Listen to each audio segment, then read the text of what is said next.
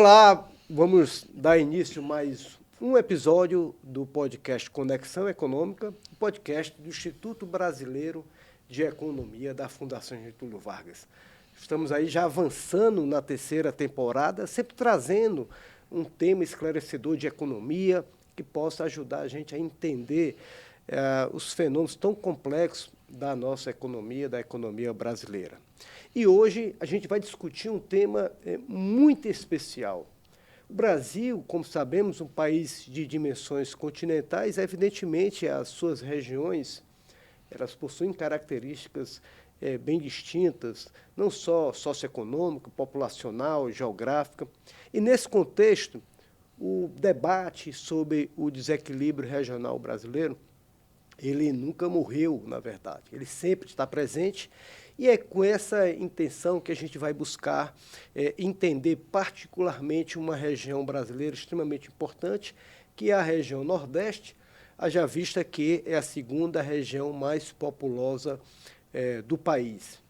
Também vale lembrar que, recentemente, eu digo nos últimos 2 anos, a Fundação Getúlio Vargas, através do IBRE, instituiu no Nordeste o Centro de Estudos para o Desenvolvimento do Nordeste. É um esforço da Fundação Getúlio Vargas, evidentemente, com as instituições locais, os organismos federais presentes na região, como a SUDENE, o Banco do Nordeste, Codevas, e todo o pensamento também existente nas universidades naquela região, assim como também nos institutos tecnológicos. Então, o esforço da FGV é exatamente ajudar com a experiência que a própria Fundação tem de mais de 70 anos de auxílio, vamos dizer assim, ao pensamento nacional, mas também ajudar com esse conhecimento, junto com pesquisadores locais, a gente entender a região Nordeste, entender as suas particularidades e os desafios que, evidentemente, nós temos ainda pela frente. E, para esse momento, nós convidamos 2 pesquisadores do Centro de Estudos para o Desenvolvimento do Nordeste. Aqui nós temos a presença da nossa professora Isadora Stern. Isadora é doutora em Economia, é professora da Universidade de Fortaleza. E temos também um outro pesquisador, o Rafael Bastos Barbosa, que é professor da Universidade Federal e vem continuamente participando do debate nacional e também do debate regional, e aqui a gente vai exatamente aprofundar essas discussões.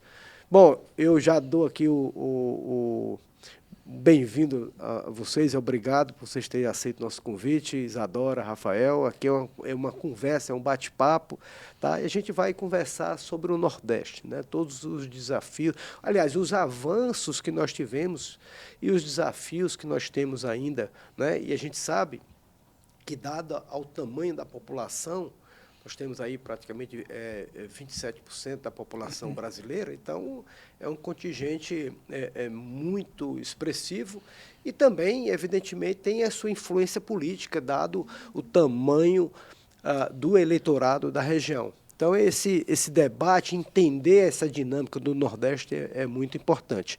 Isadora, nós já há 2 anos nós estamos elaborando o Boletim Macro-Regional, que é uma consolidação de informações que nós temos. O Brasil divulga várias informações de vários institutos e o Centro de Estudos para o Desenvolvimento do Nordeste consolida essas informações. Antes nós tínhamos uma produção mensal dessas informações e achamos por bem ter agora uma elaboração do boletim trimestralmente, né? E você, que é responsável pela elaboração desse documento, e eu queria, assim, antes de a gente falar propriamente do Nordeste, né, assim, das suas dificuldades, potenciais, eu queria que você nos desse um pouco da experiência que tem sido, evidentemente, na sua coordenação desse boletim e como isso está sendo útil, né, para a região, para exatamente buscar, a partir do boletim, indicações e números, índices que possam balizar a discussão do problema regional no Brasil. Sim, sim. Queria agradecer o convite. Eu estou extremamente feliz de estar aqui com meu colega Rafael, colega de centro, e de estar aí na sua presença, Taliba, que para mim não é só um amigo, é um mentor, uma pessoa que está comigo sempre, e para mim é um grande prazer estar aqui contigo. Sobre o boletim, a gente imaginou que os dados, né, a gente tem um problema de dados econômicos do Brasil. Nós, pesquisadores, sabemos disso, como é complicado dados econômicos e desagregados mais ainda. Então, inicialmente, foi imaginado, né, quando surgiu o Centro do Nordeste, da gente ter uma publicação periódica que consolidasse esses números da região e, a partir desses números, a gente poder trazer insights, poder trazer informações importantes de coisas que estavam acontecendo para a gente se preparar ou para a gente realmente averiguar, né, os fatos econômicos que no decorrer, né, dos anos. Então, esse boletim começou... né, ele consolida, né, com várias bases de dados. Então, a gente tem uma estrutura, o boletim. Falamos de atividade econômica, de mercado de trabalho, de finanças públicas, que inclusive é o Rafael que fala sobre finanças públicas. Falamos... Comércio exterior. Dentro do mercado de trabalho, a gente também tem seções, né, específicas lá dentro sobre pobreza, sobre renda, desigualdade. Então, o boletim, ele para mim, né, foi incrível fazer essa coordenação, porque a gente está sendo, né? Na verdade, né? Porque o boletim ele é muito rico, né, de informações. A gente percebe como a nossa região melhorou ao longo do tempo, quando a gente vai fazer os dados comparativos, estudos especiais que também tem.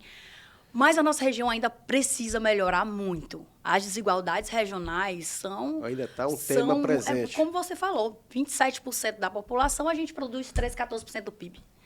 Então, o que daí a gente tem o quê? Um pouco da metade do PIB per capita do Brasil, né? Então, assim, e isso não está mudando ao longo do tempo.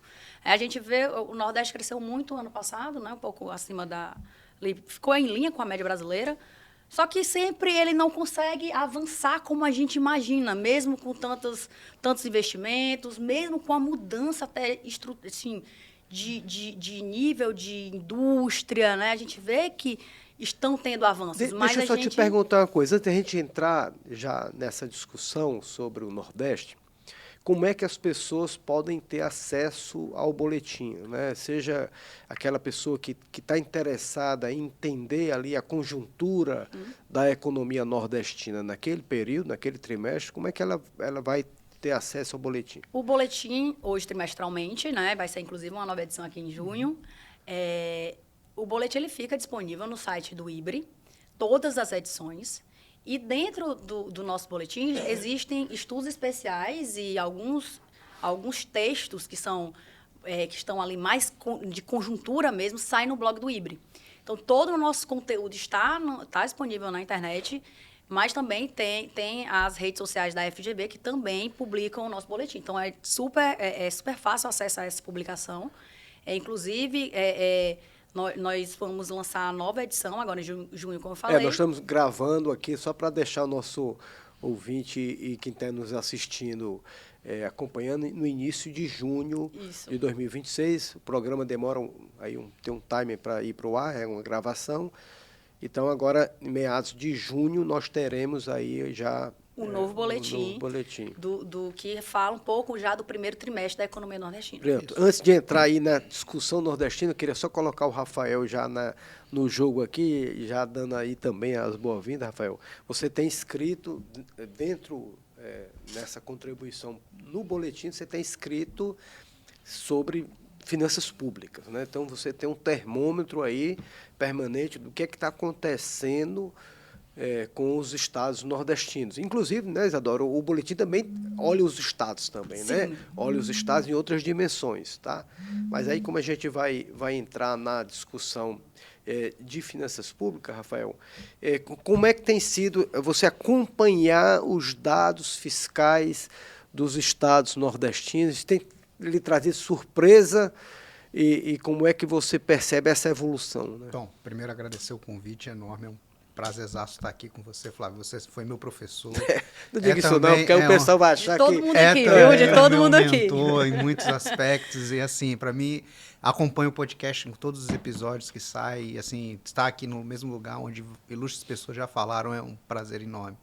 Bom, antes de responder a sua pergunta específica sobre finanças públicas, só para complementar um ponto da Isadora, eu acho que quando você olha nas discussões nacionais, análise de dados nacionais, você fica muito focado na dinâmica nacional. E eu acho que uma coisa que o boletim traz de legal é porque a dinâmica do Nordeste ela é muito diferente da nacional. Então, você olha ali a média, você esquece que tem uma dinâmica que está flutuando totalmente diferente e que o boletim ele traz luz para isso. E na área de finanças públicas é muito isso também. Aí, já entrando na sua pergunta, finanças públicas, por incrível que pareça, a situação dos estados nordestinos é relativamente boa. Então, são estados que têm baixa dívida, muitos deles têm uma situação fiscal bastante controlada, o Ceará é um caso de destaque desse, talvez Pernambuco também é um caso, Bahia um pouco menos, mas também é um caso de destaque quando você olha em comparação, por exemplo, com a dinâmica nacional. Comparar, por exemplo, a situação fiscal dos estados nordestinos com a dinâmica, por exemplo, do Sul, Sudeste, é uma dinâmica totalmente diferente e destaca,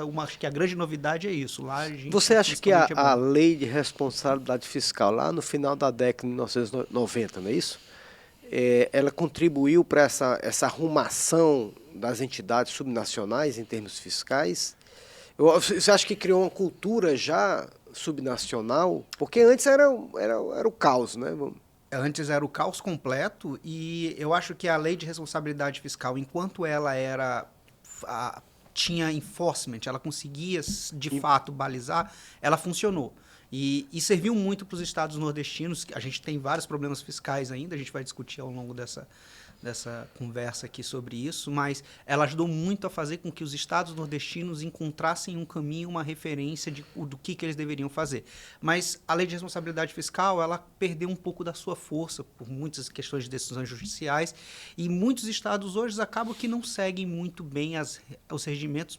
Está em lei, tem que seguir, mas tem várias exceções quanto a isso. Mas tudo bem, a lei de responsabilidade fiscal perdeu uma força institucional, vamos dizer assim, mas de alguma forma eu acho que já criou na população uma cultura que se o governante for irresponsável fiscalmente, ele pode ser punido nas ruas. Você percebe que isso ainda está forte, talvez a nível estadual sim, mas será que a nível municipal, né? Eu acho que esse é um debate importante, né? O que pesa muito é que a gente tem sucessivos, por exemplo, reestruturações de dívidas dos estados, que são situações onde os estados descumpriram normas, e o Rio de Janeiro é um estado que precisa dessas reestruturações, não só o Rio de Janeiro, São Paulo também, Goiás, Minas Gerais, e essas sucessivas reestruturações da dívidas, ela acaba enfraquecendo um pouco o poder da lei de responsabilidade fiscal. Então, você tem um estado que chega numa situação fiscal crítica, já a ponto de estourar, ou se não já estourou os limites da responsabilidade fiscal, e aí vem o judiciário ou o próprio governo, tenta reorganizar as coisas fiscalmente, e aí tem todo um problema econômico aí de risco moral. Se você ajuda um estado que faliu... O que é risco moral, né? Pra Muito bom. O risco moral é... Porque quem está nos assistindo não necessariamente é economista. A gente quer atingir o maior número. Você dá incentivos errados para os agentes econômicos, no caso aí os governos, deles fazerem coisas que não são adequadas. Só para ilustrar um exemplo bem simples, se um estado ele não ajusta bem suas contas e ele entra numa situação meio difícil de acomodar, se o governo vai lá e reestrutura a dívida dele, pode ser que ele pense assim, olha, ok, o governo me salvou dessa vez, então daqui a 10 anos eu posso fazer tudo de errado de novo, que daqui a 10 anos o governo vai me salvar de novo. Então você leva um comportamento inadequado. Você dá um incentivo errado. Mas vamos voltar agora para a agenda realmente do Nordeste, tá? Eu queria aqui ouvir, né, de vocês dois, uma opinião, uma reflexão do que eu vou falar, né? O primeiro esforço deliberado, né, organizado, planejado, de ter um projeto para o Nordeste, a gente pode remontar lá a Celso Furtado, né? Quando ele elaborou um documento chamado GTDN, que é o Grupo de Trabalho desenvolvimento do Nordeste. Esse foi o primeiro esforço, digamos, intelectual de um grande brasileiro, Celso Furtado, que tem a sua contribuição nacional muito forte. E lá ele estabeleceu, para a sua época, um conjunto de diretrizes que imaginava que poderia acelerar o desenvolvimento do Nordeste. Muito bem, ali fortemente também baseado em industrialização e outros aspectos. Nós temos aí praticamente de 57 para 2026, tem quantos anos? 70 anos. 70 anos. Nós temos 70 anos, né, ano que vem dá 70 anos, que, vamos dizer assim, do primeiro esforço intelectual organizado, planejado. Mas, nesse período, nós não tivemos um segundo GTDN, um segundo esforço deliberado para essa discussão. É evidentemente que nós tivemos várias contribuições pontuais, nós temos a Sudene, o Banco Nordeste, que tem dado aí um reforço muito grande no pensamento regional, junto com as universidades, não há dúvida disso. Mas o que eu estou falando é um pensamento organizado, estratégico para a região. E talvez, nessa ausência, a gente não fez esse balanço do que aconteceu no Nordeste nos anos 70 anos. O próprio Centro de Estudos para o Desenvolvimento do Nordeste está juntando, já teve várias edições da Carta Nordeste, uma tentativa de juntar aqui pesquisadores, não só do Centro do Híbrido do Nordeste, mas de todos os estados, e que possam a gente ajudar a ter essa reflexão novamente sobre o Nordeste. Mas, como a Isadora falou, de alguma forma a gente não tem avançado em termos relativos mais do que as outras regiões. A gente continua ali por volta de 13% a 14% do PIB nacional, tendo 27%, 28% da população. Então, isso é um problema, ou seja, qual é o problema? Que a gente não consegue avançar na velocidade que nós precisamos para fazer com que a nossa renda per capita do nordestino fique pelo menos igual à média nacional. Né? A gente tem essa defasagem. A região Nordeste se caracteriza, por exemplo, da metade, a renda per capita do nordestino é menos da metade do Sul e Sudeste. Então, nós temos um problema chamado desequilíbrio regional, ou seja, a riqueza no Brasil ela não se distribui espacialmente de uma forma mais homogênea. Né? O que é que vocês atribuem ainda essa baixa velocidade, digamos assim, de se aproximar de forma mais rápida para as outras regiões? Né? E o que é que a gente pode fazer? Eu sei que é uma pergunta complexa e cabe muita coisa aí dentro, né? Mas para a gente ajudar a entender o que é possível fazer nesse percurso. Aí, posso começar com o Rafael, Isadora? Pode. Já que ele foi o... Pronto. Então tá. Então, assim, eu acho que a gente, com todo o devido respeito ao Celso Furtado e toda a história dele, e obviamente que aqui eu estou falando de um cara que está olhando um pênalti que foi batido, mas eu estou vendo o resultado do pênalti. Ou seja, Celso Furtado, quando elaborou o GTDN lá, ele estava antes de bater o pênalti, e agora a gente está vendo os resultados disso. Mas se bem que quando ele bateu o pênalti, a bola era de um jeito, o gramado era de outro. É isso, mas... Tinha as condições dele lá. E a gente está olhando para trás e falando assim, nossa, ele errou o pênalti, mas na posição dele lá, antes de bater o pênalti, é muito mais difícil do que tá na minha posição hoje, já depois do ocorrido e várias coisas. Eu acho que o grande problema desse foco do desenvolvimento do Nordeste desses últimos 70 anos foi talvez focar não nas vantagens comparativas do Nordeste em relação ao que a gente aos outros estados. Peraí, agora você vai explicar para o nosso público o que é vantagem comparativa. Pronto, então, você está falando para não economistas também. Para ficar mais fácil, vou falar com um exemplo. Tá? Então, você tem ali a região do centro-oeste do Brasil. Ela tem uma região muito produtiva em termos de terras para produzir terras produtivas. Então, ali tem uma vantagem global de produção agrícola. Então, isso dá um gap, um salto na produtividade por uma coisa que está localizada naquela região. No Nordeste, o incentivo que foi dado era muito mais um foco na industrialização. E isso era a temática da época. Você tinha modelos macroeconômicos que falavam disso. Pois é, isso é um ponto aí. Critico, às vezes, Celso Furtado, assim, não estou querendo também ainda, mas o estado da artes, naquela época... Era esse.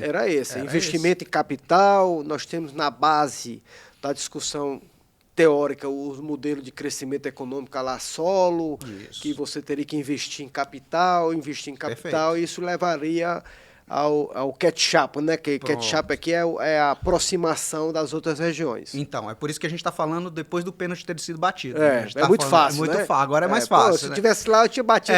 Eu tinha feito outra coisa. Mas eu acho que esse incentivo só olhando para industrialização e não buscando o que é vantagem comparativa do Nordeste e sem foco especial na produtividade, aumento de produtividade, eu acho que esse que foi o grande empecilho, tá certo? Que fez com que até a gente conseguisse deslocar um pouco, aumentou um pouquinho ali em relação à época do Celso Furtado, a gente alcançou, subiu um pouquinho esse degrau em relação ao PIB nacional, mas a gente não conseguiu subir tanto. Não conseguiu dar o salto, né? Não. E aí você vê o caso, por exemplo, dos incentivos fiscais, que são um dos instrumentos muito fortes utilizados para esse processo de industrialização. Então, a gente pega, por exemplo, uma indústria que sai lá do Rio Grande do Sul, ela vai se deslocar lá para o Indústria Nordeste. de calçados, do vai Nordeste. no Nordeste, vai particularmente no Ceará. Particularmente no Ceará, vai para lá, longe do centro produtor, longe do centro demandador. Ou seja, o insumo talvez saia daqui de São Paulo, do Rio de Janeiro, vai lá para o Nordeste, lá para o Ceará,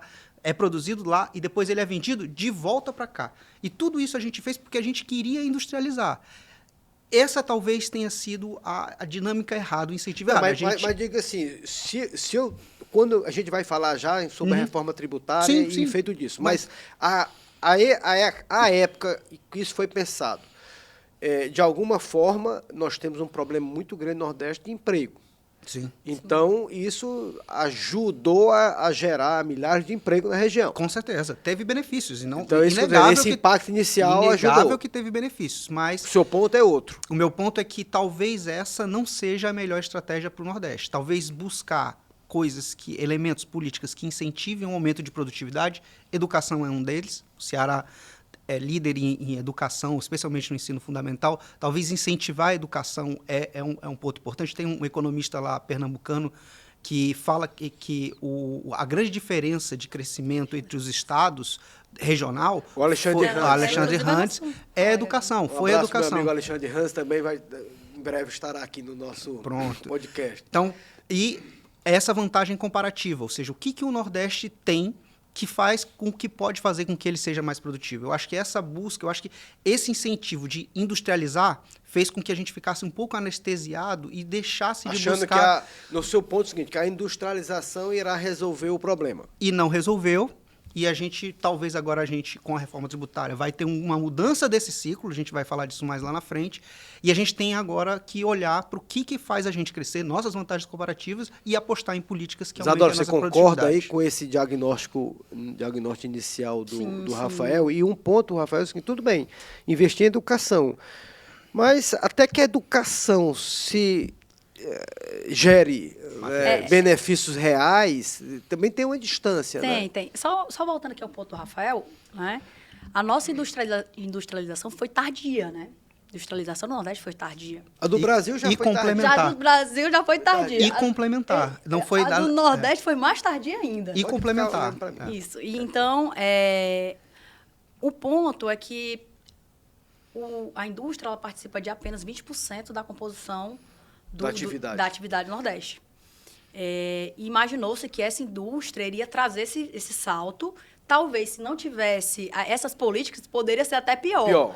Tá. Poderia ser até pior. Então, assim, você está dizendo que nós temos 13%, 14% do PIB do Brasil, mas se não tivesse a industrialização, podia ter sido... Poderia estarmos numa pior situação. Uhum. E um ponto, sabe, que é importante, que a gente deu esse salto, mas um ponto aqui que eu quero dizer, assim, a nossa indústria é de baixíssimo valor tecnológico, assim. Então, a nossa produtividade é baixa, os trabalhadores que estão na nossa indústria não são tão qualificados, né? Temos uma questão de capital humano. Então, assim, não é uma indústria altamente tecnológica. Isso serviu até certo ponto. Então, talvez que a gente não consiga dar esse boom, porque a nossa indústria ela é uma indústria ainda muito pouco tecnológica. Baixo valor agregado. E mão de obra. Não consegue alavancar. Então, talvez essa fórmula deu certo até aí. para a gente dar esse salto, a gente talvez tenha que mudar o nível da nossa indústria.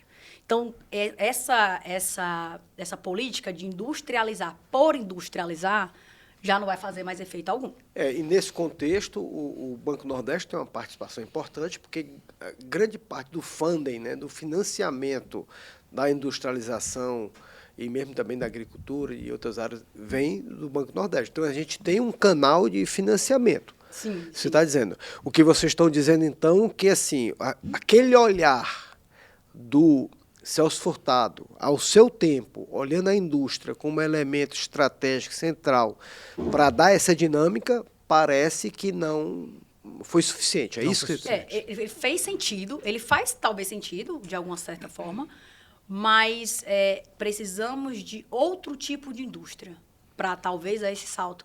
E aí, falando dessas vantagens comparativas, existe um ponto aí de uma vantagem comparativa, é a proximidade do Nordeste com a Europa, por exemplo. Por que o Nordeste não se abre ao comércio exterior? É uma região extremamente fechada. O próprio Estados Unidos, né? América do Norte. Sim, a América do Norte e a Europa mesmo, né?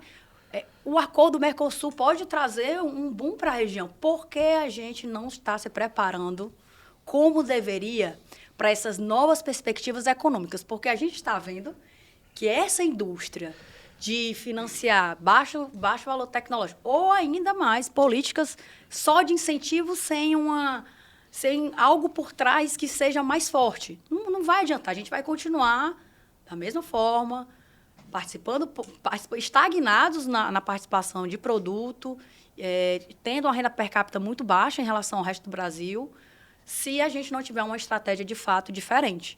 Então, eu vejo que esses pontos que a gente vai já falar, reforma tributária e acordo Mercosul, podem ser... Mercosul União Europeia, né? Isso, Mercosul União Europeia, por conta da proximidade que o Nordeste tem e uma certa infraestrutura portuária que já temos na região. Pode ser Então, deixa eu meio que sumarizar até aqui, tá? Então, a gente pode dizer que, a seu tempo, a industrialização foi um esforço planejado, estratégico, do Celso Furtado, deu as bases para o Nordeste. Isso teve seu efeito positivo, também comandado pela própria a questão da guerra fiscal, mas isso perdeu fôlego. Isso perdeu fôlego, essa dinâmica naturalmente perdeu fôlego, porque você está dizendo também que essa indústria tem baixo valor agregado. Então, quando a gente fala que o Nordeste tem que crescer mais do que o Brasil, teoricamente ele tem que ter uma produtividade acima do da Brasil, média brasileira. Exatamente. Porque senão ele não consegue aumentar a participação da renda. Exatamente. Então, essa produtividade é difícil ter essa dinâmica, porque o tipo de atividade industrial, principalmente, está ligado a atividades com baixo valor agregado. Aí vocês dois estão me dizendo agora uma outra coisa. Você, Isadora, está me dizendo que, por exemplo, o acordo Mercosul-União Europeia pode ser um catalisador, né? Um catalisador, um novo momento, tá? Para repensar o Nordeste. O Rafael está me dizendo que a guerra fiscal, ela praticamente vai deixar de existir com a reforma tributária, a gente vai pensar já. E você falou um outro ponto, que é a questão das vantagens comparativas. Então, se a gente juntar esses três elementos, a gente parte daqui para frente um pouco do que é que pode ser feito para o futuro. Agora, tudo isso precisa ter uma estratégia. Isso. E você acabou de dizer assim, mas o Nordeste, os estados não estão se preparando para o novo acordo Mercosul-União Europeia. Cada estado individualmente pode estar se preparando, mas não era importante ter um pensamento organizado regional? Que a gente perdeu isso. Exatamente. Queria ouvir aí. Quer falar, Rafael, agora? Quer começar? Então, principalmente da reforma tributária, né? Eu acho que é um tema... Esses aí, os estados estão se preocupando com a reforma tributária, porque já está acontecendo alguns, né? Alguns. Já começou Rafael, explica direitinho assim a guerra fiscal, o que a reforma tributária vai mudar e quais são os efeitos potenciais, líquidos, positivos e negativos aí para esse processo. Perfeito. Depois eu pego a Isadora para explorar aqui a questão A reforma tributária ela é a principal mudança institucional, fiscal do país, acho que talvez dos últimos 100 anos. Então, a gente vinha... Foi necessária a reforma tributária? É fundamental, ela é fundamental. Obviamente que ela é um acordo político, então tem certas distorções, não foi a reforma que a gente... Ideal, perfeita, mas é uma reforma que vai ter um impacto significativo e vai ser super positiva para o país. Isso aí a gente não... Acho que não, há um consenso entre os especialistas quanto a isso. Então, basicamente, o que a reforma tributária vai fazer é juntar alguns impostos, alguns tipos de tributos, especialmente o ICMS, que é um tributo que incide sobre a circulação de mercadoria, que serve como a principal fonte de financiamento dos estados. Ela vai juntar alguns tributos, PIS, COFINS, ICMS e ISS, que é dos municípios, vai juntar tudo isso e transformar num tipo de tributo bem específico chamado de IVA. Como a gente tem uma divisão de administração fiscal, esse IVA ele vai ser chamado de IVA dual, porque uma parte ele vai para a União, outra parte ela vai ficar com estados e municípios que vão repartir. O que vai para a União é o que a gente chama de CBS, contribuição bem adicionado, né? E o que vai para os estados é o IBS, que é o Imposto sobre Bens e Serviços, né? IBS, CBS, isso. Bom, então, qual é o grande ponto central da reforma tributária, especialmente para o Nordeste? É porque ela vai alterar quem vai arrecadar, quem vai ficar com a receita do tributo. Então, hoje, no modelo atual, quem fica com o tributo é quem produz. Então, se o estado de São Paulo produzir um bem, vendeu, por exemplo, para o Ceará, essa receita de ICMS fica com São Paulo. Agora não. Agora, quem vai ficar com essa receita vai ser o estado consumidor. Então, novamente, São Paulo produziu esse bem, vendeu para o Ceará. Nesse aspecto é positivo, no caso do Nordeste? É um mix. Nesse aspecto. É um mix. Eu vou explicar por que é um mix. Então, ela vai para o Nordeste e o Ceará vai arrecadar essa receita. Certo. Por que é um mix de resultados? Por um lado, parte desse crescimento econômico e industrial que a gente fez nos últimos anos foi muito baseado em incentivos fiscais. E agora incentivos fiscais acabaram. Mas como assim? Me dê na prática como é que Bem funciona. simples, porque agora não importa muito mais aonde a empresa está localizada. Se ela está em São Paulo, se ela está no Rio, se ela está no Então, Ceará. eu não posso dar incentivo para a empresa ir para Pernambuco, Piauí, para produzir de volta como... Pega o caso do calçado novamente, Tá tá? Então, lá, por que uma empresa de calçados que era do Rio Grande do Sul está lá no Ceará? Porque ela recebia incentivo fiscal. Mas agora, pouco importa se ela está lá, se ela está em Pernambuco, se ela voltou para o Rio Grande do Sul. Ela recebia incentivo fiscal do ICMS, do ICMS, isso. Ela, parte do ICMS é devolvido para ela. A receita vai ficar com quem está consumindo. Então, por exemplo, se ela produz no Ceará e vende para São Paulo, a receita é de São Paulo, não é do Ceará. Tá. Então, não importa mais onde ela se localiza. Então, a expectativa, e esse é talvez o grande ganho de produtividade, as empresas vão melhorar sua alocação produtiva. Então, pode ser que essas empresas se desloquem e voltem, vão para mais perto do seu centro consumidor, mais perto de onde das matérias-primas, onde ela tem mais infraestrutura. Onde tem mais infraestrutura. Então, o incentivo fiscal, ele praticamente vai deixar de ser um motor para alocar essas empresas. Então, esse é o primeiro ponto. Então, você está me dizendo, Claro. então, as regiões que tiverem mais infraestrutura, seja física, capital humano, energia, escoamento, etc., Tende a atrair mais. que são elementos reais de competitividade, tende a atrair mais, Tende não é a isso? atrair mais, isso. Então, Isso vai mesmo. exigir um esforço dos estados de tentar compensar isso, de alguma forma. E aí, por que tem dois lados? Esse é o lado ruim, ou seja, a gente teve uma dinâmica de crescimento muito forte, muito baseada em incentivo fiscal. Mas qual é o lado bom? Uma parte, os grandes vencedores com a reforma tributária em termos de receita vão ser os estados nordestinos. Nordestinos e do Nordeste. Por quê? Porque nós somos mais consumidores do que produtores. Então, como agora a gente consome mais, como a gente consome mais do que produz, a receita tende a ficar com a gente. Ou seja, você, por um lado, perde o principal motor de incentivo à industrialização, mas, por outro lado, os estados vão aumentar o seu cofre, vão ter mais receita. Então, por isso que o resultado é um pouco mix e depende muito do que o governo vai fazer com esses recursos adicionais. os governos locais. Locais, municipais ou estaduais. Ah, tá. Então, esse seria o desafio que você tem no caso da reforma tributária. Esse é um dos grandes desafios. Tem outros desafios, a gente pode explorar um pouco mais a fundo, mas esse é talvez o principal. Agora deixa eu entrar na outra perna. Acordo, Mercosul, União Europeia, possibilidade, nós, como a Isadora comentou, nós estarmos mais perto da Europa e estarmos perto também da América do Norte. E a gente não tem ainda essa cultura, Isadora, exportadora, de olhar para fora. Porque se a gente olhar muito para dentro, quer dizer, para o mercado consumidor doméstico, nacional, nós estaremos sujeitos ao que está acontecendo aqui dentro. Ou seja, há uma recessão no Brasil, os estados também vai junto, porque no esporte. Quando você olha para fora, não. Se os Estados Unidos está crescendo, a Europa está crescendo, ou a Ásia está crescendo, isso de alguma forma ajuda. Você acha que falta ainda, Isadora, essa cultura exportadora que a gente... Sim, eu acredito, sabe, Ataliba, que além disso, o Nordeste ele pode ser a porta de entrada para o Brasil. Então, esse acordo, Mercosul, União Europeia, a questão da vantagem comparativa de localização e geografia, né, pode fazer com que a gente tenha uma condição de sermos ali a porta de entrada para o resto do Brasil. E saída. E saída. E saída. Então, a circulação de nós mercadorias... temos portos suficientes no O ponto Nordeste. específico é o quanto o Nordeste está se preparando para isso. Temos uma infraestrutura de portos, mas a questão de custos de logística, transporte, etc., ainda é um problema do Nordeste. Então, como o Rafael falou, o incentivo fiscal não vai existir. O que é que os estados têm que fazer?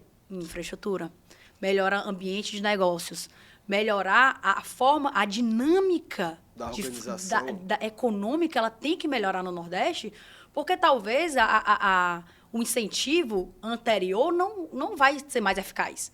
Então, agora, não só para o acordo do Mercosul, para a questão mesmo interna de mercado, a alocação das empresas vai ficar diferente. Elas vão mudar suas alocações e o Nordeste tem como segurar as empresas que ainda estão aqui? E as que vão ficar, digamos, quem é que vem para o Nordeste? Quais são o tipo de empresas, o que é que vai acontecer no Nordeste sem esse incentivo que os estados vão ter? Então, a infraestrutura eu vejo como um possível motor de crescimento, investimentos em infraestrutura. E outro ponto, assim como o capital humano. E aí, um investimento que você acontece está falando hoje... de investimento em infraestrutura, vamos pensar assim, logística, transporte, Sim. que é um ponto que, inclusive, o IBRE tem dado uma grande contribuição para os serviços nacionais ligados à logística e a transporte. Né? Sim, sim. Então, para o acordo Mercosul e União Europeia conseguir ter efeitos reais na economia nordestina, investimentos em infraestrutura. Para a reforma tributária, né, de fato, ter um spillover positivo, já que somos consumidores líquidos, né? Para isso ser positivo para os estados nordestinos, temos que ter ambiente de negócios e infraestrutura. Então, tudo recai nisso, né? De um forte, de fato... E aí eu falo que a gente tem que ter essa melhoria de infraestrutura, não só a Taliba, que eu vejo, né? Não só como um governo específico. Temos que ter uma união entre os estados e coisas do tipo de... política para a região, uma política contínua de desenvolvimento da região. Porque se a gente ficar esperando um próximo boom desse, vai passar e a gente não vai conseguir acompanhar. E aí a gente vai continuar como a gente está, ainda uma região, né, que não consegue ainda ter, né, esse avanço. Transformar suas potencialidades acho de fato em Rafael atividade. Ia ter um ponto aí a comentar. Eu ia falar só 2 elementos que destacam muito essas vantagens comparativas do Nordeste. Então, você tem uma região ali no Nordeste, que hoje é conhecida como a última fronteira agrícola do Brasil, que é o Mato Piba. Então, essa região... Mato Piba, que é a junção de alguns municípios do Maranhão, Tocantins, Piauí e Bahia. O Tocantins não faz parte da região Nordeste. Ali no sul do Piauí, no sul do Maranhão. Do Maranhão, e uma norte, parte da Bahia, e o norte de Tocantins. Essa é a última região agrícola, é um lugar que tem terras de alta qualidade e que o BNB também tem participado muito de investimentos nessa região para aumentar a produção agrícola. Então, é uma região que tem um potencial gigantesco para liderar aquilo na qual é uma vantagem comparativa do Nordeste, nessa região. Né? Outra vantagem comparativa muito importante do Nordeste, que acho que a gente ainda explora explora pouco, é a energia solar. Então, a gente tem um potencial de intensidade... Energias renováveis, digamos, tanto a eólica como a solar. Isso é um potencial gigantesco. Então, por exemplo, está sendo construído um data center da TikTok lá no Ceará, na região metropolitana de Fortaleza, e muito explorando, talvez, essa energia eólica, essa capacidade de geração de energia. É claro, a gente tem que buscar, e eu acho que os incentivos fiscais eles acabaram causando um pouco isso, eles anestesiaram um pouco. A gente via algumas coisas melhorando, mas a gente não buscava qual era nosso ganho de produtividade. Educação é um deles, Mato PIB é outro, e a gente tem que achar esse conceito. Deixa eu fazer uma provocação para você. Você está me dizendo que os incentivos fiscais, eu gostei dessa frase, anestesiaram um pouco dessa discussão mais racional, vamos dizer, em termos de alocação de investimento. E, quer dizer, pela necessidade urgente de gerar emprego, você utiliza os instrumentos que tem. Mas, E o instrumento mais rápido, né? Mais rápido. Mas aí você está me dizendo que, de alguma forma, eu perco um pouco também dessa racionalidade de médio e longo prazo que vai dar sustentabilidade ao investimento. Então, a gente está nessa transição. E aqui você já começou a falar sobre potenciais vantagens comparativas que nós temos. Então, você falou já da Mato PIB, que é a região, a última fronteira agrícola.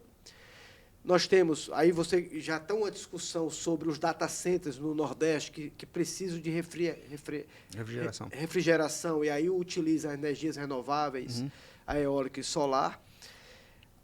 E aí nós temos buscar, Isadora, quais são... Porque se a gente está agora caminhando o raciocínio, saindo de Celso Furtado e pensando, vamos buscar o que é que a região tem de vantagens comparativas, ou seja, de potencial diferenciado para crescer, para, em cima disso, estabelecer, talvez, as novas bases para um desenvolvimento futuro do Nordeste. Então, eu estou fazendo esse resumo aqui para organizar aqui quem está nos assistindo e entender o raciocínio. Então, o que é que a gente tem pela frente? O que é que nos motiva a pensar estrategicamente pela frente e não só um estado individual, mas precisa olhar o Nordeste como um todo. Você acha que tem espaço para mais áreas que possam ser... Nós podemos avançar? O turismo? O Nordeste ele tem ali, tradicionalmente, turismo, né, mas ainda ali no setor de serviço não consegue alavancar de fato. Um ponto que o Rafa falou esses data centers estão chegando no Nordeste, principalmente ali no Ceará. Mas tem um investimento de 200 bilionários do TikTok no data center no Ceará. Mas o que a gente vê em alguns estudos é que, em relação ao emprego, esses data centers não têm um impacto tão grande, né?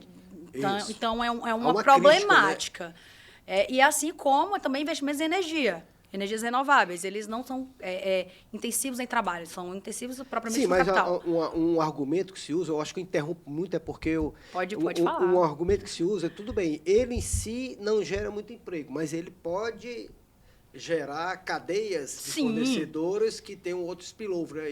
O ponto é que investimentos em energia, por exemplo, podem trazer essa infraestrutura que a gente está falando, que pode incentivar outras empresas a virem para o Nordeste e aí, de fato, se instalarem suas cadeias produtivas. Isso é super positivo. A questão é que isso não pode ser feito sem nenhum tipo de planejamento. Coloca aqui um data center e já não entende de onde vem tanta energia, como vai ser essa energia, e acaba que aquilo não se desenvolve como teria que se desenvolver potencialmente. O grande ponto é que essas novas oportunidades, reforma, abertura para o comércio internacional, o grande mercado consumidor que o Nordeste tem, são fatores muito importantes para o desenvolvimento da região e que deve existir um planejamento econômico para, de fato, utilizar isso da melhor forma possível.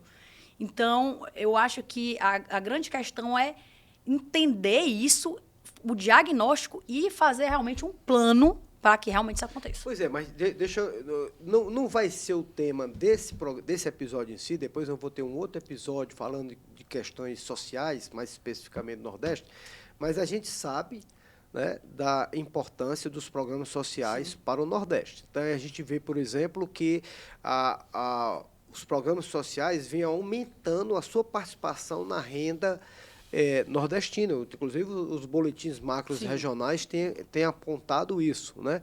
Especialmente pesquisas do Vitor Miro, do João Mário, do pessoal, têm indicado isso. E 1/3 dos domicílios no Nordeste tem alguma influência das transferências. Então, o que a gente está dizendo é que nós temos aí uma dinâmica que dependeu da indústria, nós temos portas abertas para diversas novas áreas, mas mesmo assim, Rafael, há uma dependência ainda muito grande dos programas sociais, que de alguma forma acaba dando também um mercado consumidor maior, porque são renda de transferência, etc. Né? Como é que a gente sai dessa armadilha que o Nordeste se encontra hoje, de ter ainda essa grande dependência de programas sociais que possam complementar a renda das famílias, né? Bom, eu acho que essa saída até já foi startada no Nordeste, pelo menos em alguns estados. E eu acho que ela vai muito ali por melhorar o capital humano. Então, você tem uma transformação na composição da produção que sai de indústria, você tem cada vez mais diminuindo a participação da indústria e aumentando o serviço. E serviços, basicamente, é capital humano. Então, o Ceará ele destacou inicialmente nessa constituição da educação de base, melhorando, e se você olhar hoje, nós somos tão bons quanto São Paulo em termos educacionais de escolas públicas, até em algumas escolas até melhores. Pernambuco também teve um avanço muito significativo ali no final do ensino médio, e eu acho que é essa a aposta, é tentar casar as vantagens comparativas com a construção de vantagens competitivas, aumentar o capital humano e aguardar, obviamente, que isso não é uma coisa de curto prazo, a gente vai demorar muito tempo para isso acontecer, mas a gente se coloca numa posição... Mas, Rafael, nesse aspecto capital humano, a gente vê essa excelência construída no Ceará e em Pernambuco, no ensino médio, mas não vê isso se espalhando em todo o Nordeste. Talvez o Piauí, sim, nos últimos anos, tem dado também um avanço importante. E por que a gente tem dificuldade de espalhar essas boas práticas de educação? Porque não adianta só o Ceará, Pernambuco, ou mesmo o Piauí agora, que vem dando um grande destaque, mas a gente precisa que a região como um todo dê o grande salto educacional. É preciso, mas cada estado apresenta uma lição e um contexto muito particular. E eu acho que cada estado do Nordeste tem que olhar para si e tentar buscar aquela política que funcione. Então, vou pegar o caso do Ceará, que eu tenho mais proximidade, que eu conheço mais. Então, você vê no Ceará, foi uma combinação de incentivo financeiro para prefeitos, foi uma combinação de ampliação de capacidade de capacidade estatal dos estados e uma coordenação política muito bem feita, né? Que fez com que todos os municípios do Ceará, ou seja, foi uma política de estado, do estado do Ceará, mas que afetou os municípios. Ou seja, se não houvesse a coordenação política, talvez não teria dado essa injeção. Então, no caso do Ceará, funcionou assim. Pernambuco já é diferente. Então, Pernambuco ele já Você está dizendo que cada estado tem um pouco da sua lógica. Tem a sua lógica e é preciso o governante, a gente está próximo aí de períodos eleitorais, é preciso que o governante tenha essa cabeça para entender qual é a dinâmica do seu estado e o que pode fazer para aquilo funcionar. Não há uma regra de ouro simples, existem algumas indicações. A política do Ceará é uma política que é muito interessante, mas não há uma regra de ouro. Então, você tem que ir adaptando as situações, aprendendo, não só com experiências do Nordeste, mas também de outros lugares do mundo, para ver o que pode acontecer, o que pode dar certo no seu estado. Mas, Isadora, esse avanço na educação, a crítica que se faz também, na verdade, são duas críticas. A primeira é que há uma grande evasão quando chega no final do fundamental e também quando chega no final do ensino médio. Esses dois gargalos, uma grande evasão que, de alguma forma, esse esforço todo que é feito lá na base, ele se perde um pouco. Né? E o outro lado é pessoas altamente qualificadas acabam migrando para as regiões mais ricas. Então, como é que a gente... Eu sei que é até maldade fazer essa pergunta para você, mas como é que a gente consegue minimizar... Aí estou falando para você também, para o Rafael, como é que a gente consegue minimizar essas perdas durante o caminho para que possamos internalizar, inclusive o ITA está no Ceará, o INPA, no Piauí, né? No Piauí. Então, mas a gente precisa ver como é que a gente... Essa questão migratória sempre aconteceu no Nordeste, né? Então, os nordestinos saíram da região, foram para o Sudeste, construíram outras regiões do país, e essa cultura migratória existe até hoje. Por que os talentos do Nordeste não ficam no Nordeste? É um ponto. Falta de oportunidades? A questão das oportunidades de uma região ainda, como você falou, de renda per capita muito baixa, empregos que não, às vezes, são compatíveis com a construção de capital humano que está sendo feita na região. Então, quando você vê um ITA, no Ceará, isso é uma coisa incrível, né? Temos cearenses aí, historicamente, nos primeiros lugares do ITA há muitos anos. Está tendo o ITA lá no Ceará, o INPA no Piauí, e isso está mudando essa realidade de tentar fixar.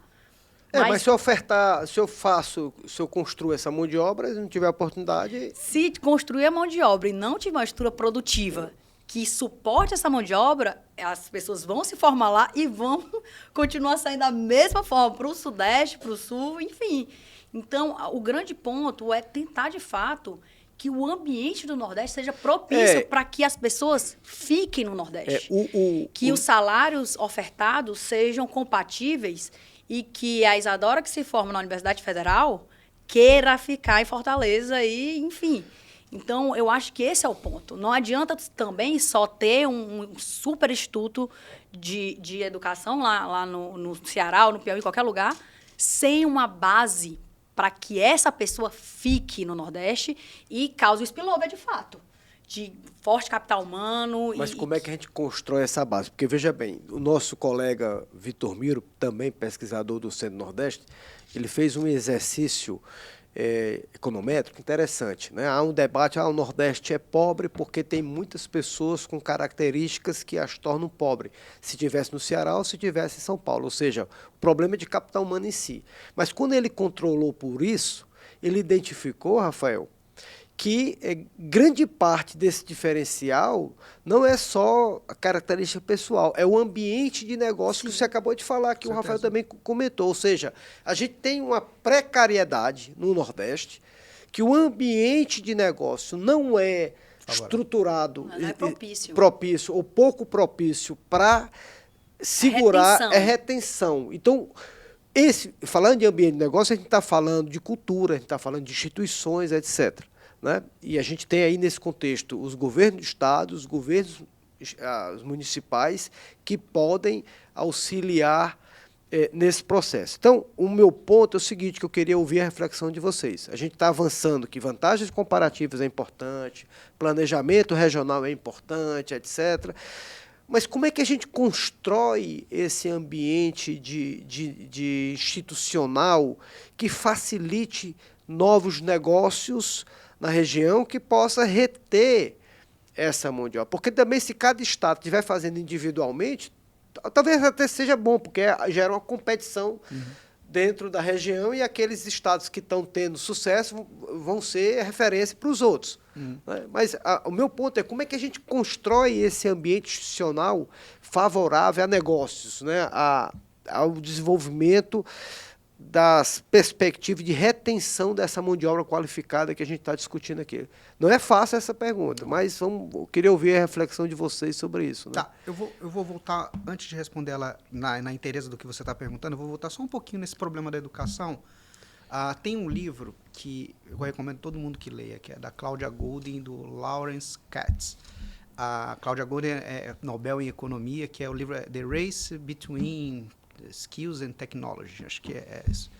E esse livro ele começa falando o seguinte, olha, o século XX foi o século da educação para os Estados Unidos. É isso que fez os Estados Unidos se tornar o país mais rico de todos os tempos, e que tornou ele muito poderoso, porque quando entra na parte da industrialização, a educação foi fundamental, quando entrou na parte também do serviço, os Estados Unidos já estavam muito bem educacionalmente em comparação aos outros países também desenvolvidos, né? Esse processo nos Estados Unidos demorou quase 80 anos para acontecer. Então, não é um processo de criação de capital humano com capacidade para atrair empresas que seja rápido. Tá? Nos Estados Unidos foi um aprendizado, demorou. Mas hoje a gente já tem as lições e a gente consegue identificar os gargalos muito mais fácil. Então, por exemplo, no caso da educação nordestina, você tem a política do Ceará, que ela começa muito bem ali na base, mas quando ela chega ali no ensino médio, já está uma trava. Então, já tem uns problemas ali de qualidade educacional no ensino médio. Quando ele passa para a universidade, aí que complica. O funil é muito, muito apertado para a pessoa sair do ensino fundamental. do ensino médio para o ensino superior. Então, esses gargalos já estão claros. Foi os gargalos que os Estados Unidos demoraram 80 anos para enfrentar e a gente já sabe que a gente tem que enfrentar Pelo menos a gente já tem consciência. Já tem consciência do que a gente tem que fazer. Então, assim, a gente fala, mas o Ceará melhorou, mas cadê o resultado educacional? Poxa, mas não dá para você melhorar a educação de base e o aluno não se formar no ensino superior. Hoje a gente precisa da educação de ensino superior. A gente não precisa mais da educação necessária. A base é o começo de tudo. Você precisa melhorar ainda o ensino superior. O ensino superior. Então, essa cadeia, se ela não se realiza, se não andar, ela você fica não pela cria, metade. você fica pela metade. Você perde uma política que começou bem, mas que no final ela não vai dar resultados como a gente esperava. E aí, eu acho que essa criação desse ambiente de negócios favorável, aí já pegando a sua pergunta, é você dar condições, não só de infraestrutura, investimento de infraestrutura, mas também de capital humano para que as empresas queiram ir para o Nordeste. Elas têm que querer ir para o Nordeste. Então, você vai lá, o Nordeste tem energia barata, o Nordeste é próximo da Europa, o Nordeste é próximo dos Estados Unidos. E tem ainda, nichos educacionais. E ainda tem qualidade educacional. Então, você torna isso muito mais favorável. Aí você começa a criar um ambiente favorável para que as indústrias queiram se migrar para lá, para além de incentivos fiscais. Eu acho que esse caminho não é um processo fácil, é de construção ao longo do tempo, demora, mas é o que a gente E você pode... diz que a reforma tributária, de alguma forma, vai forçar isso esse aconteça processo. mais rapidamente. A Isadora queria comentar. Esse é o ponto que ele está falando, que assim, o que a gente está falando aqui... Vocês não discordam, não? É todo Não, mundo é porque concorda. eu acho que a gente tem uma mesma linha de raciocínio, né, Rafael? O que está nos assistindo aqui está Ela chato. torce assim, para o Ceará, eu torço para Fortaleza. é então, a acho que aí nossa uma única discussão. divergência. Eu quero que Isso. vocês É a também nossa única possam divergência. discordar. É um ponto, assim, ninguém discorda que capital humano não é importante, que infra é importante, mas são políticas de longo prazo. Não adianta a gente querer fazer um Nordeste diferente, um Nordeste economicamente forte, fazendo política de incentivo ali momentâneo que não segura. Então, o que o Rafael está falando é o seguinte... O ciclo político acaba... O ciclo político prejudica isso. Né, Isadora? Então, muda ali o governo, muda a perspectiva. Promete um monte de coisa, em 4 anos ele tem que entregar qualquer coisa. E aí tem aquele grande debate, né? A questão social muito forte. Então, acaba que os recursos que eram para ser alocados em infraestrutura, às vezes eles são alocados em outras áreas que dão aquele incentivo ali de demanda imediato, mas depois passa. Então, a grande questão é que políticas educacionais demoram para acontecer, demoram para ter o efeito, políticas de infraestrutura demoram para ser realizadas e demoram para ter efeito. A questão é que elas precisam ser feitas. Então, não adianta ficar adiando, ou fazendo coisas, como a Rafael falou, uma política super bem feita de educação de base, que se ela não for continuamente aperfeiçoada, ela vai se perder. Então, não adianta construir um superporto quando você não tem uma estrada para levar, né? Então, assim, não adianta fazer essas grandes obras ou as grandes políticas sem continuidade, porque elas precisam desse aperfeiçoamento contínuo e precisam ser cada vez mais melhoradas. Então, como ele falou, 80 anos para os Estados Unidos ter esse boom, assim, de fazer a diferença. Talvez no Nordeste não precisamos de 80 anos, mas a gente precisa ainda continuar nesse processo, com certeza. Rafael, você tem se dedicado muito também a discutir a questão municipal, principalmente as finanças municipais. Uhum. E a gente, isso todo mundo fala, né? Quer dizer, a vida acontece no município, né? Como é que os municípios nordestinos podem ajudar a acelerar esse processo? O que compete a eles? Né? E nesse cenário da reforma tributária, mais ainda, né? Como é que eles entram nesse jogo? Porque também a gente não digo exige, né? Mas a gente pede que o governo federal tenha política mais para a região, pede que os estados tenham políticas assertivas, mas também o município é fundamental nesse processo, nessa capilaridade. Né? Sim.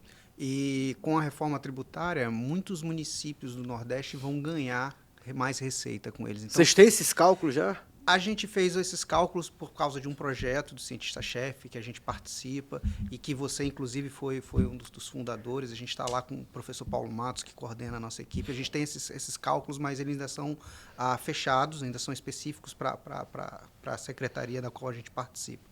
Mas isso só para o Ceará ou consegue fazer isso para para o Brasil inteiro. A gente consegue fazer para o Brasil inteiro, embora nosso foco foi especificamente para o Ceará.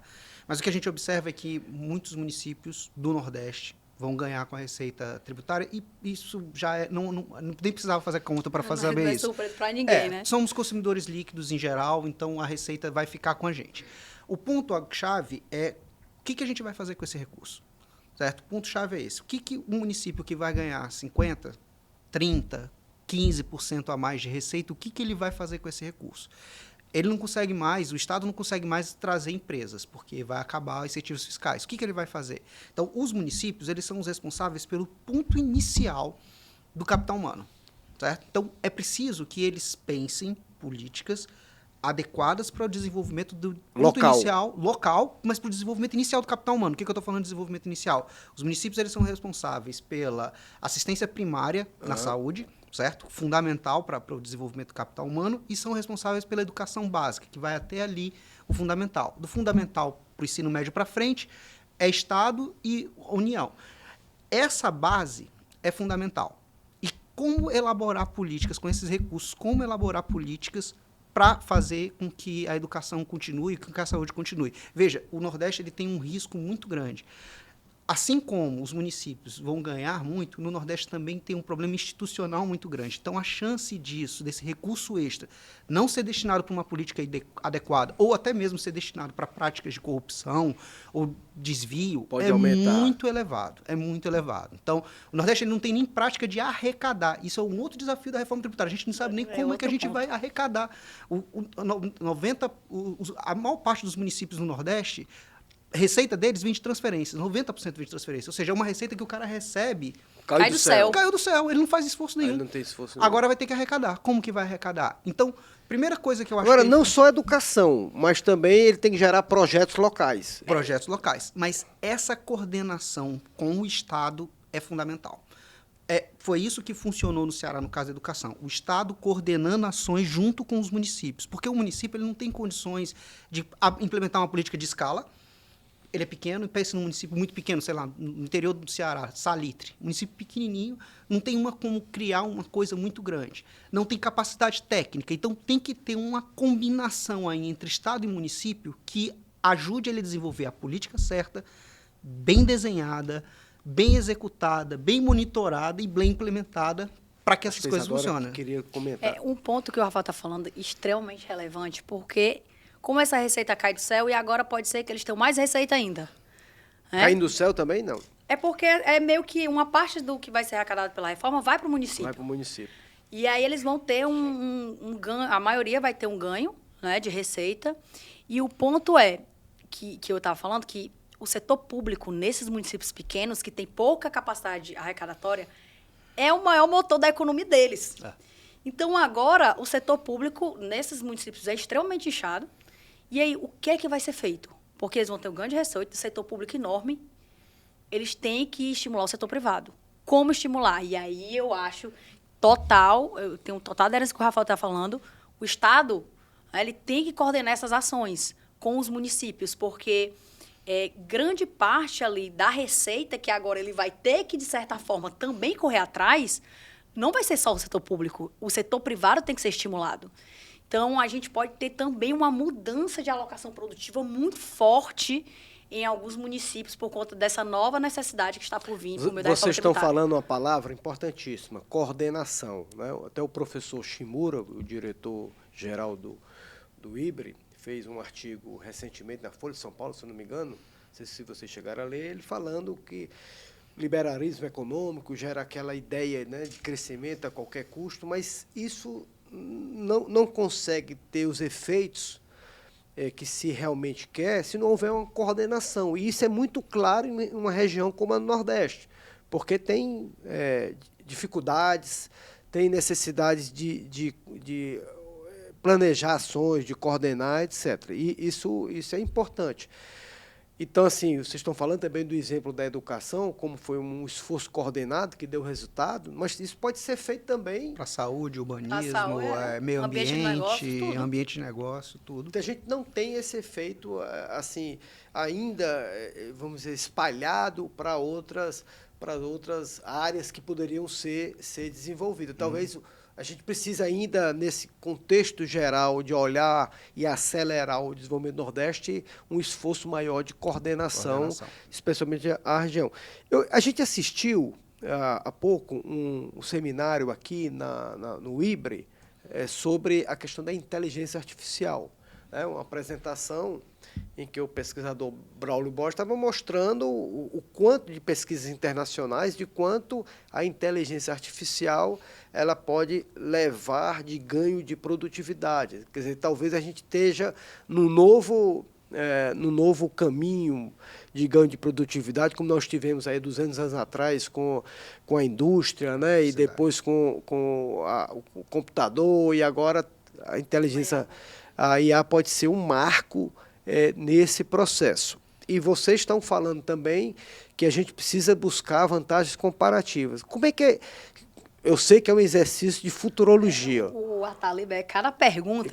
Mas como é que vocês acham que nós, no Nordeste, teríamos que condições de se beneficiar, de nos beneficiar, falando do avanço da economia, da inteligência artificial, em dinamizar com mais velocidade ainda o crescimento?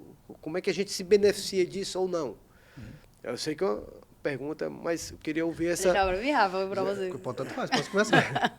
Você estava falando dos data centers, você estava o grande ponto, dos cabos assim, que chegam no Ceará, né? Exato. Existe a questão geográfica, né, do Nordeste, que pode ser uma vantagem relevante para a instalação desses data centers, como a gente está acontecendo, que já está acontecendo, já é realidade. Então, existem diversos memoriais de intenção, existem estudos. Nós podemos, sim, nos beneficiarmos bastante desse boom da IA, né? Mas, assim, o ponto é... O Brasil ainda não é um país, quando a gente vai olhar os benefícios, quem está produzindo IA, né? Quem são os grandes players? O Brasil não é um player de IA. Nós somos um consumidor ali de IA, mas que a gente não tem ali os potenciais efeitos, como a gente viu nesse seminário, como os Estados Unidos está tendo, como alguns países da Europa estão tendo, como a China está tendo. Então, talvez aqui esses benefícios sejam mais tardios de produtividade. E mais no Nordeste ainda também? No Nordeste, talvez mais tardios ainda, né? Pela composição produtiva e pela questão do capital humano. Que a IA também, por si só, não... Então, a gente, talvez, esse benefício da IA, a gente sinta aí para alguns anos ainda à frente. Eu acho que talvez o momento seja aproveitar a questão geográfica para que se instalem indústrias, né, ou então linhas de produção para que o Nordeste ganhe alguma coisa com isso futuramente com essas instalações. Você tem um ponto? Eu acho que passa também muito pelo capital humano, mas também pela essa questão da infraestrutura da IA. Então, a gente tem ali o exemplo da data center no Ceará. E o Ceará não é o único potencial para isso. Sim. Os outros estados têm... No Rio Grande do Norte também? Também tem vários potenciais para atrair esse tipo de investimento. Mas, veja, a IA é uma coisa... Essa pergunta sua é muito difícil, por isso que ela é boa. Para poder a gente pensar aqui, né? Quer dizer, como é que o Nordeste se insere nesse novo mundo do IA, né? Então, a grande coisa... Eu também não sei, não. Eu tô aqui... a gente está pensando em como é que a gente vai construir. Pronto. Né? Porque muita coisa também está acontecendo agora, né? Isso. Então, os efeitos não estão claros. Por isso que ela é uma pergunta interessante, a gente pensar isso agora. Bom, a IA ela tem uma característica que é muito peculiar. Ela tende a substituir aquilo, atividade cognitiva, teoricamente, que pode ser aprendida pela máquina. Agora viajou. Você tem que explicar o que é uma atividade cognitiva. Né? Então, a IA ela tende a substituir uma atividade que é repetitiva, mas que usa mais da cognição. Então, por exemplo, o próprio Braulio lá mostrou quem faz código, simplesmente código, a IA vai substituir facilmente. Então, isso aí não tem muito para onde correr. Ela consegue aprender isso e ela consegue substituir e vai fazer melhor do que a gente, tem alta produtividade, não dorme, etc. Mas onde é que é o ponto central? Esse tipo de atividade está muito suscetível a acabar. Mas tem um outro tipo de atividade que não está, ainda hoje pelo menos, tão suscetível a acabar, que é a questão da sociabilidade. Então, enquanto você pega atividades como fazer código, que vai ser substituído por IA, ainda é difícil a IA substituir habilidades de sociabilização. Então, essa atividade, que majoritariamente é serviços, ele depende do capital humano. Então, vou pegar um exemplo ilustrativo aqui. A gente está tendo agora um boom de telemedicina. Então, hoje é muito mais fácil você fazer uma consulta online. Você não precisa se deslocar, não pega trânsito, você faz pelo aparelho. E se o Ceará, o Nordeste, tivesse posicionado com uma quantidade de médicos suficiente, já formados, poderia ser aqueles que liderassem a telemedicina, que a IA talvez não substitua, porque, até o diagnóstico pode ser feito pela IA, mas o paciente ele quer ainda, hoje, conversar com um humano. Então, precisa ainda da sociabilidade, saber lidar com pessoas. Nos Estados Unidos, hoje, tem uns artigos recentes que mostram que o que mais gera remuneração hoje não são mais as habilidades que geravam remuneração há 10 anos atrás, que era matemática, tecnologia, esse tipo de coisa. O que gera mais remuneração são habilidades de sociabilidade, como liderar, como lidar com pessoas, como trabalhar em equipe. E isso tudo aprende-se. Tem como se aprender e acho que pode ser um caminho para a gente se adaptar melhor e entrar nesse mundo da IA de uma maneira diferente. Desculpa falar assim, sobre a nossa profissão de professor. Porque hoje houve um avanço. Você é professora da Universidade de Fortaleza. Universidade de Fortaleza. Vocês também são professores. A Thalio foi meu professor. A nossa atividade ela é uma atividade intensiva na sociabilidade. Uhum. Se isso fosse algo exato, Rafael, de que você está falando, o EAD cresceu bastante. EAD mas ainda existe ensino de educação à distância, né? Educação à distância. Mas a gente, apesar do boom dos EADs, a educação presencial ela é extremamente relevante. Então, algumas atividades, concordo com você, que não, apesar da IA ajudar, elas não vão conseguir substituir totalmente a educação. Esse ponto da educação é muito interessante, mas pode concluir. Sim, é mais esse ponto, que existe essa necessidade. Até eu já li coisas relacionadas ao aprendizado. Uhum. Aprender com outra pessoa lhe ensinando é totalmente diferente de você aprender vendo um vídeo. Né? Então, isso ainda remonta àquela questão. Precisamos de outros seres humanos. Então, a IA tem até ali um limite que ela pode chegar. E você vê, se você pegar toda a cadeia de produção de educação, você pega lá, talvez ensino superior, talvez seja mais fácil de ter um EAD. Mas como é que você vai educação infantil ter uma máquina ensinando para uma criança? Não dá. Então, esse tipo de habilidade que requer mais sociabilidade, presença, a liderança, esse tipo de coisa, ainda não tem como substituir e vão ser cada vez mais valorizadas esse tipo de atividade. Inclusive, a gente viu isso na pandemia. Sim. Né? As pessoas tiveram que sair da sala de aula e ir para um computador e isso foi sentido pela educação, pela formação daquelas crianças, pela formação dos graduados, que não é algo, porque está sendo transmitido por meio de uma tela, que é a mesma coisa de uma pessoa estar ali presencialmente aprendendo. Então, são pontos importantes, assim, que existem, de fato, atividades que a IA não vai conseguir substituir totalmente. Então, bom, a gente depende do capital humano. A gente está chegando já aqui o final do nosso episódio, mas antes de a gente encerrar, eu queria ouvir de vocês, eu vou fazer uma pergunta comum para os dois e a gente vê como é que vocês conseguem. Começar pela Isadora?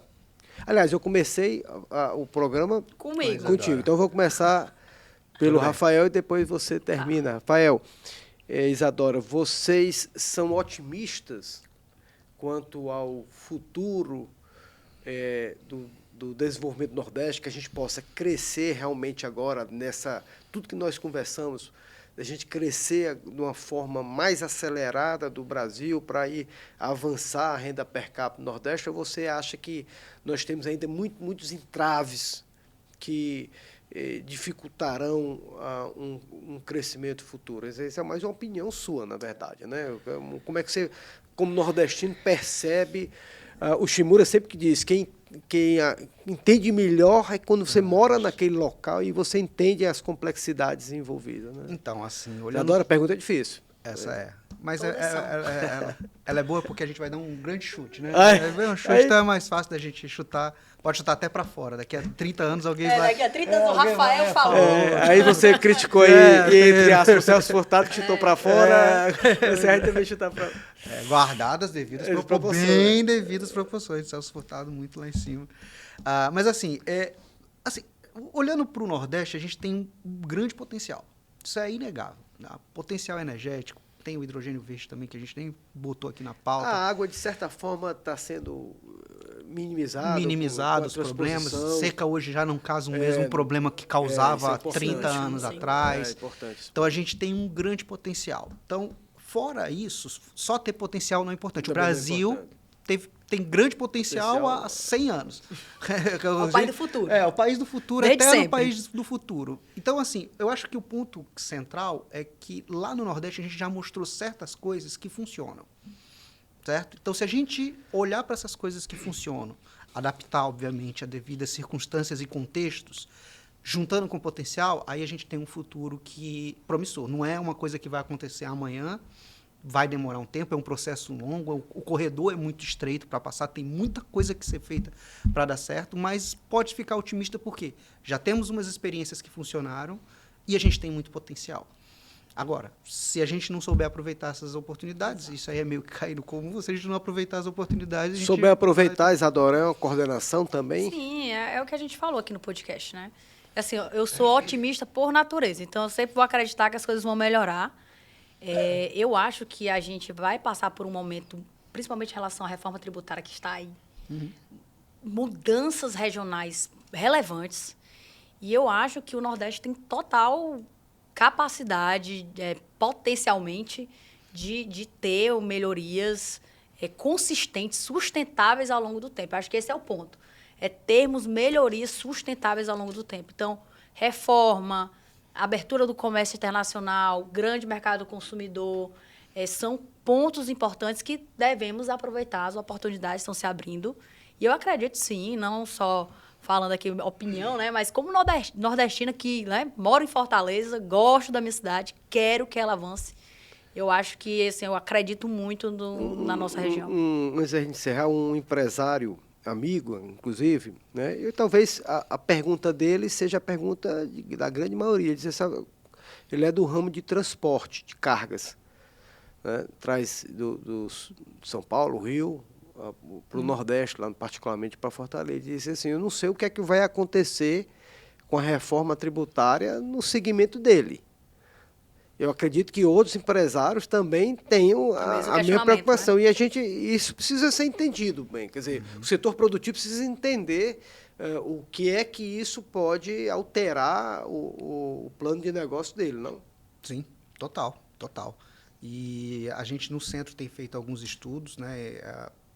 A gente conhece também várias pesquisas que têm se realizado sobre tentar identificar o impacto setorial. Ainda está muito incipiente, mas acho que o ponto central é que não só os empresários têm que se preparar, porque a mudança vai ser muito drástica, mas os governos também têm que se preparar. E eu acho que ainda há uma discussão muito rasa do qual vai ser o benefício, se a reforma realmente é benéfica. Não, acho que está dado o cenário e a gente tem que trabalhar para melhorar e jogar o novo jogo. Porque esse novo jogo agora já está aí, né? Já está dado. O jogo já está aí. Né?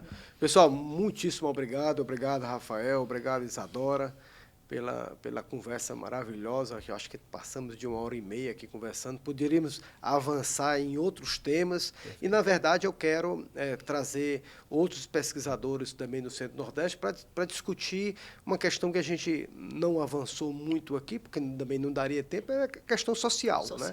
Temos um debate muito importante sobre o mercado de trabalho, as condições sociais de transferência de renda, aposentadoria. Então, tem um debate social aí, ainda que precisa ser feito no Nordeste e certamente será tema aí de um próximo episódio.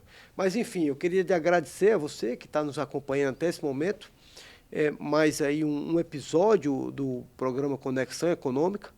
Peço a você que, caso tenha gostado desse episódio, dessa discussão, por favor, compartilhe nas suas redes sociais, nos seus grupos, porque ajuda a divulgar todo esse conteúdo, esse esforço do Instituto Brasileiro de Economia, da Fundação Getúlio Vargas, de levar um conhecimento de alta qualidade para a população brasileira e, particularmente, no caso aqui, a discussão sobre o Nordeste. Então, muito obrigado e até um próximo episódio.